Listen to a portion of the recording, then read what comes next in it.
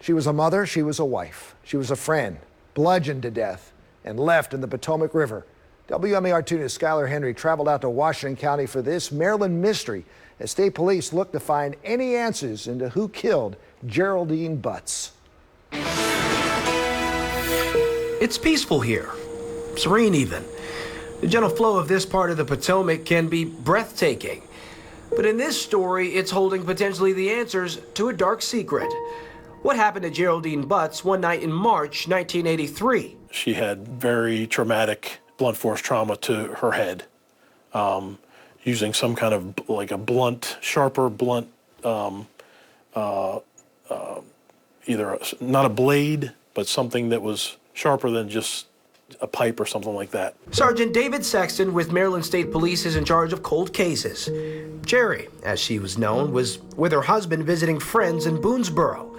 The men eventually went out to play pool and have a few drinks and stayed out too late, upsetting Jerry. So she dropped her kids off with a friend and went out for a drink of her own. She ended up here at what used to be the Boone Tavern. And after a few, she decided she was going to head back. There was a truck seen on 67 near a house that her and her husband had rented before, but nothing else until 8 o'clock that next morning. The last time anyone saw Geraldine Butts alive was here along Route 67, right outside of Boonesboro. A deputy stopped her and asked if she wanted a ride home, and she told him she'd rather walk, so the deputy drove off. Little did he know, her home was miles away. It wasn't until the next morning that there'd be a clue as to what happened. Fishermen out near the Potomac noticed something. It was blood.